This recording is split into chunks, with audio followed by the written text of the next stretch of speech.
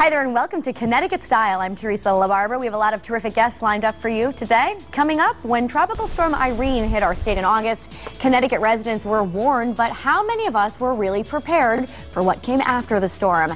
The Connecticut Department of Public Health talks about being prepared and keeping your family safe. Plus, Family Care Visiting Nurse and Home Care Agency provides all sorts of services in the comfort of a patient's home, including psychiatric care. We'll tell you all about their programs. Over to you, Jocelyn.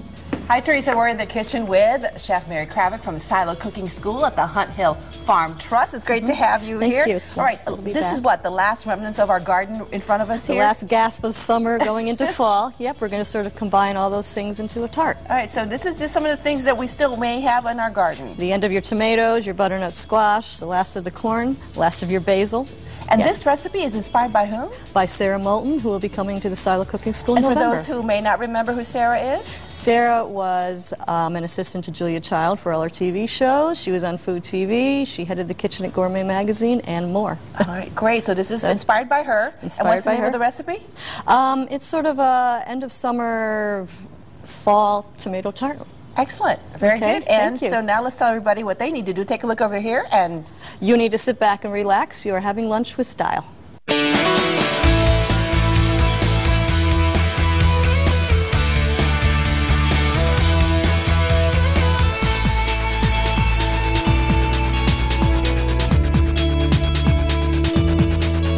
This week on The Chew crew is ready for autumn with the best ballpark foods you can make at home.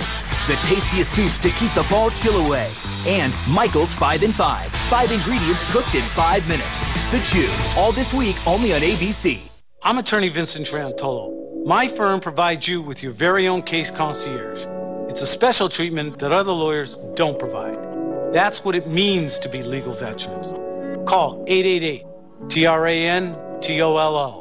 We've all been there, face-to-face with the list, the honey-do list. But with CLR, it's easy to cut the list down to size. Start in the bathroom with that shower head. Give it a quick dip in some CLR and see how strong it can really run. CLR is great for the washer and dishwasher, too. Same thing with a coffee maker. For its best-tasting brew, use CLR to clean your tools and make them shine. And CLR is safe for the environment. CLR has what you need to make fast work of any cleaning job around your house. CLR is available at these stores.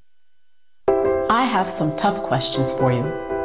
What if another disaster, like we've seen here and other places, were to happen again in Connecticut? What if you couldn't leave your home? What if you had to leave your home? What if it destroyed your home or hit you close to home? Would you know what to do? Learn to live prepared. Go to ct.gov/dph/prepare.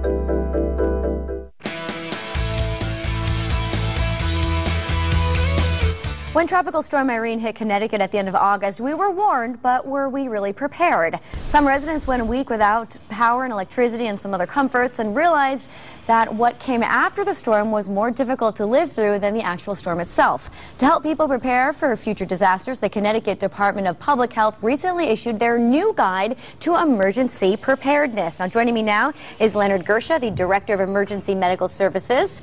Welcome to Connecticut Style. It's nice to have you here. Good morning. Thank you. So let's talk right off the bat. Were people prepared enough for Tropical Storm Irene? I think they were, globally they were prepared. I think what we didn't anticipate was being without power for so long. It goes to the fact of our reliance on power, our cell phones, our medical devices. We take those things for granted, and when the power's out, creates a little bit no more cell phone. I mean, it was crazy for a couple days. Right. But how can we be prepared? I see you have a lot of items here. Yeah, well, I brought with us a preparedness kit from our partners at the American Red Cross. And we say, be prepared, have a kit, and stay informed. Those are our 3 main messages. Regardless of the emergency, the disaster, public health outbreak, those are the 3 critical things. And using the media is an important part of that, making sure that people are up to date on the latest information from government officials, local health officials, that type of thing. Let's talk about some of the items. Obviously, there's plenty of water, there's some canned foods, medicine. You want to make sure that's all together, right? Absolutely, and you need to plan 1 gallon of water per person per day for a minimum of 3 days. One of the things that you touched on earlier about Hurricane Irene is lots of folks in our state have wells that need electricity to pump the water out of the ground. True. So it's not something that we anticipated, and having enough water on hand is important. The other thing is I carry around these pink cards, and it's important. You talked earlier about just index cards, about writing down important telephone numbers, because in the time of iPhones and that kind of thing, all of our important numbers. That's right. You can't turn them on. You better have a list. Important contact information are in there.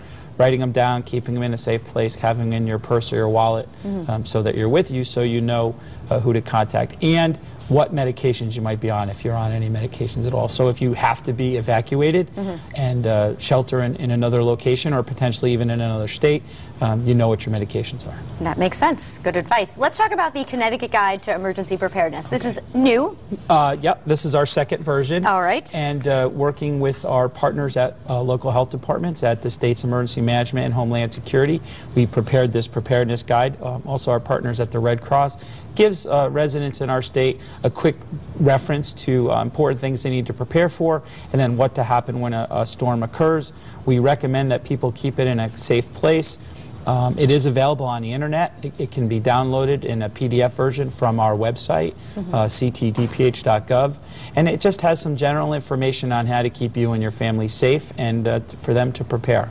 Yes, I see a lot of you're making lists, what to do with natural disasters, chemical emergencies. So you go through all the details. It's almost like a manual on how to respond, would you say? Yes, it is. And you can find that online? You can find it online, and it fits what we suggest, although not too people who have phone books anymore, is to tuck it in the phone book or something that you keep safe, or in a desk, or and keep it in, and to educate your children in it, because what we learned is adults tend to be in a hurry and not too interested in preparedness, but if our children are on us, we tend to be more prepared. An important message throughout the guide is to stay informed. What are your local officials telling you? What are your state officials telling you? What are your national officials telling you? In Irene, our department participated with other state and local agencies in keeping updated.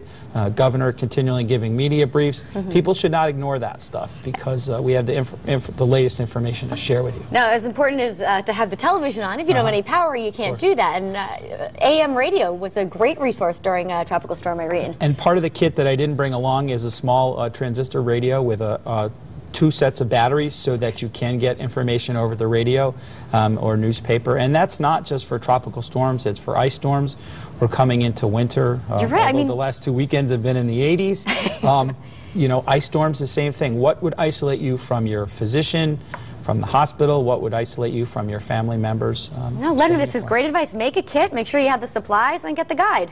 So you're always ready. That's it. All right, Leonard, thank you so much for being here. Let's put all the information up on the screen. You can go to the CT Department of Public Health website and get a free copy of the Connecticut Guide to Emergency Preparedness at the website listed on your screen, or of course you can come to WTNH.com and we'll have that link for you there.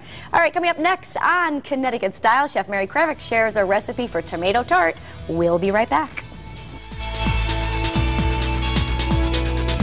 When you're well cared for, you can keep doing the things you love, which is why WellCare Medicare Advantage plans give you extra Medicare benefits at no extra cost. I am well cared for. In fact, call now to see how you can start being well cared for with a free $10 Walgreens Wellness Card. Our plans give you great things like no monthly premium, no or low co-pays to see your doctor, no cost generic drugs, and even brand name coverage. Plus, you'll enjoy extra dental, vision, and hearing benefits. And even free gym memberships, rides to your doctor, and over-the-counter medicines every month. That's a lot more benefits than regular Medicare with no monthly premium. I am well cared for. Call the number on your screen right now to see how you can get a free $10 Walgreens Wellness Card just for having an appointment with us. Are you well cared for? You can be. Let's talk.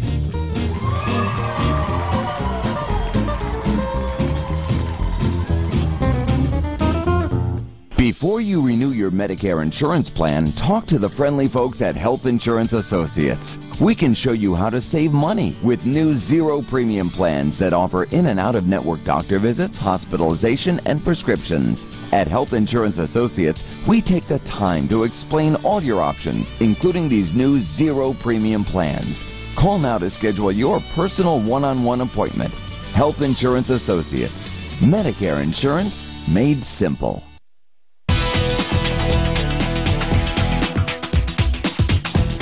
This time of year, there are still plenty of fresh native tomatoes, corn, squash, and potatoes. So today we're going to take advantage of our local bounty and create a tomato tart. Chef Mary Kravick is a cooking instructor at the Silo Cooking School And at a director. Hunt Hill Farm Trust, and a director. Yeah. And she's back with us today. We always love it when you're here with us, Mary. I love being here too. So it's still tomato season, the end of it. It's the end of it, so we're going to use up everything that's left at the end today and put it in a wonderful little tart. Ooh. So how we're going to start is just take your basic pie dough, or if you want to cheat, pull the one out of the freezer, soften this is it. tricky, I think. Yeah. Isn't it a little bit to get the cheat crust? and fit it in. And once you fit it in, we're going to bake it blind. Bake it blind helps keep it crispy on the bottom, because if you put your tomatoes and thing on top, it'll get all soggy. The way to bake it blind is just fit it into your tart shell where the bottom comes out of it. Put parchment paper. These are pie weights.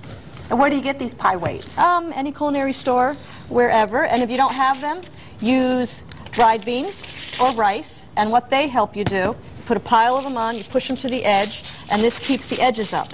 And then you bake it in the oven, and it keeps the shape. 10, 15 minutes? 10, 15 minutes until you see it browning, and then you can just pull them right off like that. So it just keeps the shape, more or less, right? Exactly, yeah. All right, easy enough. The next step, we're going to line it with a little bit of pesto if you have your homemade from the summer, like we all do. Here's another way to use it. This also protects it from getting too soggy and adds a lot of flavor. I'll be buying mine. That's okay. It's okay. Don't worry about it. No one's going to hold it against you. It doesn't matter. All right, now you were telling us earlier, this was inspired by whom? Sarah Moulton, who is going to be teaching at the Silo November 4th and 5th. Must be so excited. I love working with these celebrity chefs. It's awesome. So I have yet to meet her, but I'm looking forward to working with her. Great. So the next thing we're going to do, we're going to put the cheese on the bottom. So you're kind of making a pizza and the pesto is the sauce. Would you say? In a way, yes. Yeah, look at tarts kind of like that. This is a tomato tart, basically. So the cheese will sort of protect it too from the juicy tomatoes. You put that there, and then of course I love to cook with a lot of herbs and a lot of color. So I've picked 3 different colors of the tomatoes that are left, because we always eat with our eyes first. And also, the more colorful your food is, the more healthy it is as well, the more vitamins that are in it. I still have a few tomatoes in my garden. They're still hanging in there. I'm going to hopefully harvest them this week. Go for it. Do they taste any different, the red, the orange, the yellow? The orange and the yellow have less acid. Oh. And I think sometimes they're a little bit sweeter too. So that's actually better for you, the orange and the yellow, because a lot of people have the problems with the acidity of a tomato. Exactly. So we're just going to sort of, put these in here. Simple. Just top it. Top it. Make it pretty. You see, we have Mary working. We're just hanging out with her. We're just Do you want to work? I'll make you work. No. I see some sausage here. Should I be cooking this? It is cooked already. Oh, what do you know? It's already done. So we're going to... Sorry. She's so organized, Teresa. You have to be. So we're going to add a little bit of sauteed butternut squash. Excuse my hands. Okay. Sauteed with butter, oil? What? A little bit of oil. Keep it healthy. Okay. We have some of our corn. Did you take that right off the cup? I took it right off the cup. You don't even need to cook it, because this is going to be in the oven a half hour, and it's nice to have a little pop to the corn when you're eating it. Absolutely. A little bit of that. Mary, how are your cooking classes going? They're going very, very well. Do you have any interesting topics coming up? We have actually a turkey class coming up with Rick Rogers, where he's going to be smoking the turkey outside on the grill. Ooh. So that will save you your oven space. So it should be very I fry interesting. mine. I love my fried turkey. Yeah. It's really yummy. It's a firebomb in the backyard, right? Careful. I am. We're very careful. Oh, and who else do you have coming up? Who else do we have? Well, between Sarah Moulton, Rick Rogers, Daniel Rosati. One of my classes on Sunday. I'm doing a French class on Sundays. Come take class with me. All right. So I'm going to put a little herb on top there. Herbs, still, a lot of people have those in our garden. I love to use a lot of fresh herbs. They're delicious. They're good for you. And then, of course, this is a garlic and broccoli Rob sausage from my buddy Steve Ford at the Newtown Butcher's Best. And this is like the best sausage. And you really could go hot or sweet, couldn't you? You could. But I'm going with the Rob and the garlic, and this is all organic, all healthy, all Connecticut made. And you just put a little bit on top, and this just pops in the oven for about a half hour, and you're done. So you cook it uncovered like that? Uncovered, just throw it right in the oven. You're not going to get burnt around the edges here? Nah. Not really, no? Nope, Okay. not That's what I 30 would be minutes. worried about if I kept it uncovered. So just uncover like that. How long? About 30 minutes, or until you see it's all bubbly and the 350? cheese melts. I like to put it on 400. 400? Yep. And just watch it and just make sure it melts, and it's just absolutely delicious. Little side salad. Terrific. Okay. Are you going to cook that for us? I'm going to put that in we're there. eyeing it already. Yes. No, I'm not. You can't have it, okay? You're just going to look at it, right? All right. Of course, we'll have the recipe online at WTNH.com. You can find it there by clicking on Connecticut Style. And we're going to try this later on in the show. You will at the end of the show, definitely. Coming up next, family care visiting nurse and home care agency talks about home psychiatric care when Connecticut Style returns. You want to put that in the oven? Okay.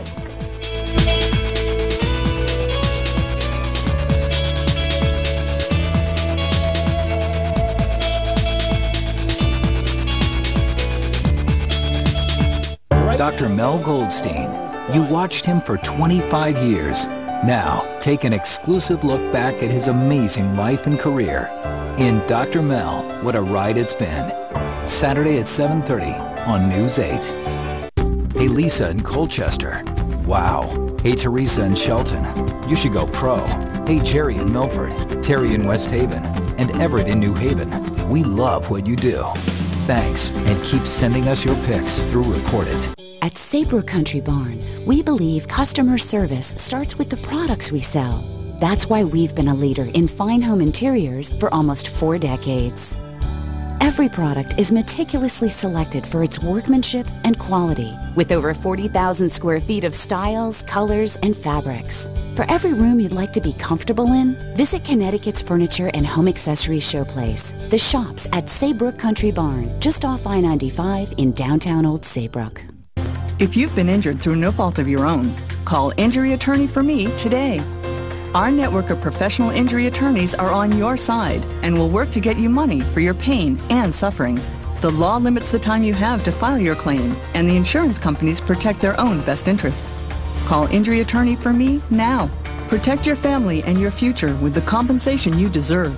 Call 1-888-898-9529 or visit injuryattorneyforme.com.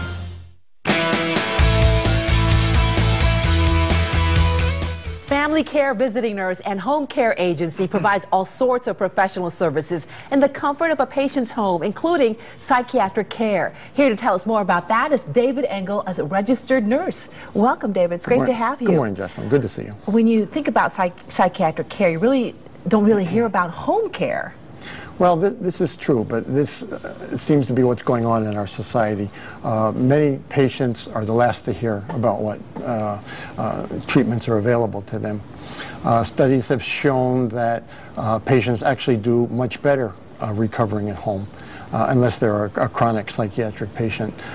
In my past history, patients I've talked to in the hospital and nursing homes, 99% of them want to be at home. They always want to go home.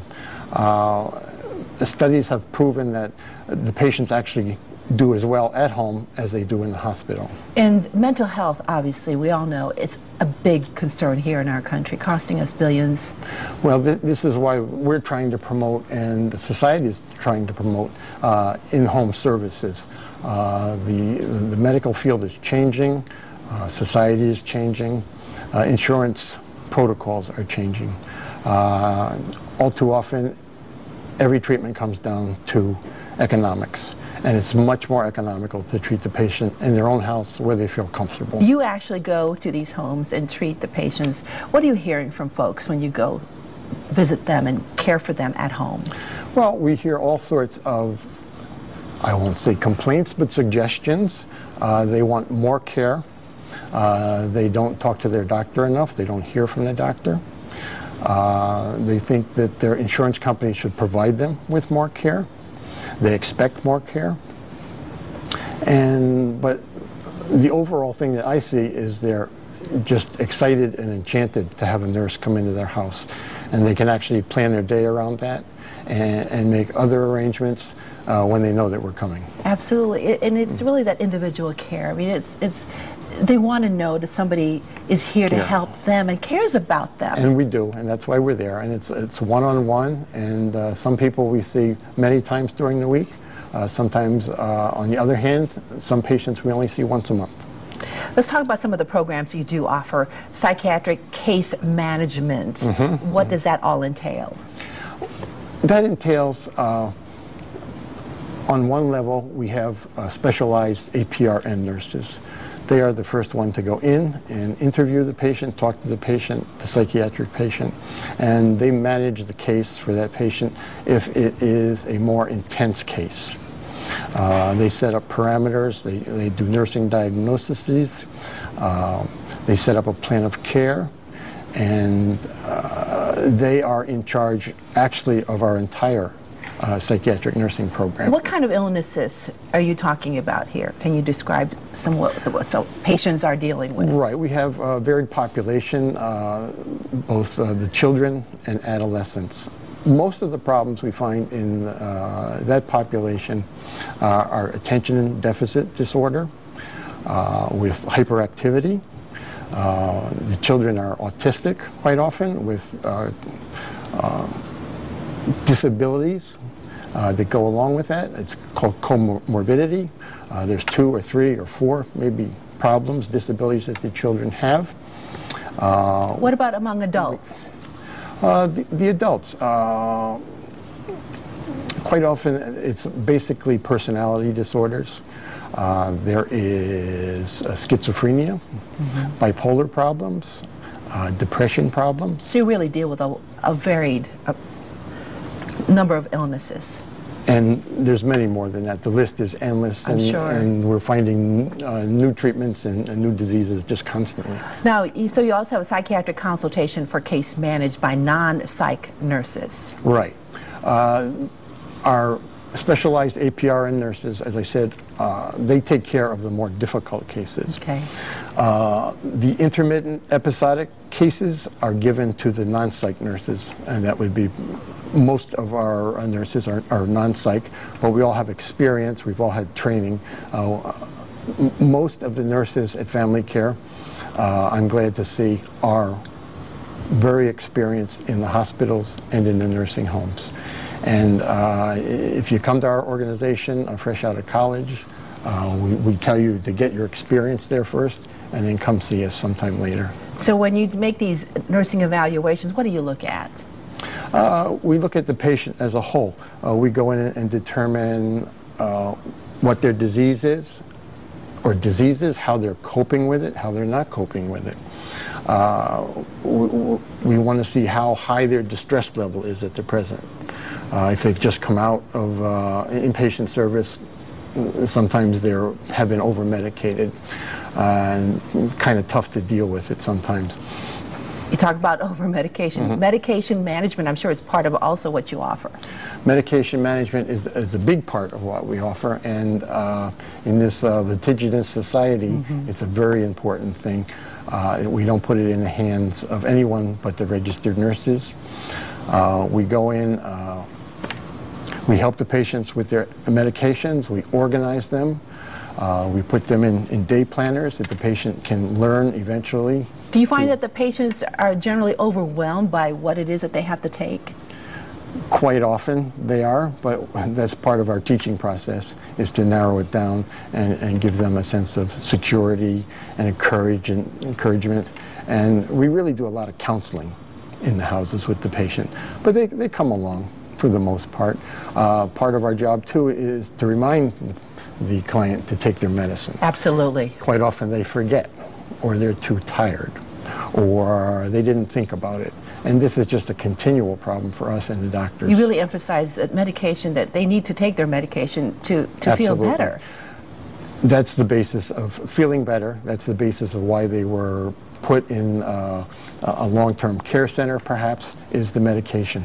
We found that most patients, unless they have a major, severe diagnostic problem, do very well on their medication. And we don't often hear about that. We kind of pigeonhole some of these patients in a way that we shouldn't. You also have this collaboration with this community treatment team. Yes. There's so much that the community actually doesn't they're not aware of, and the patient's not aware. There's community research going on, there's community treatment centers. There's organizations that will also come to the house. Whatever population questions that we have or the patient have, there are all sorts of resources out there that we can collaborate with. And resources that a lot of people don't know about, but if they want more information, all they have to do is go to Family Care Visiting Nurse and Home Care Agency and their website, as well as call the 800 line, 1-800-946-6331. Thanks so much for being here with me. Thank you, Jocelyn. It's good to see you Great again. information. God bless you. Thank you. Don't go away. There's more Connecticut Style right after this.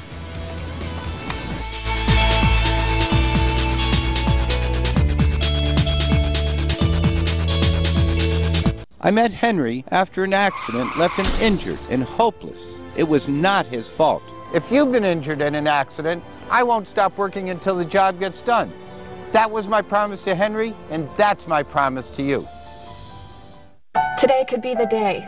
The day when you no longer have to live with bad, unhealthy teeth.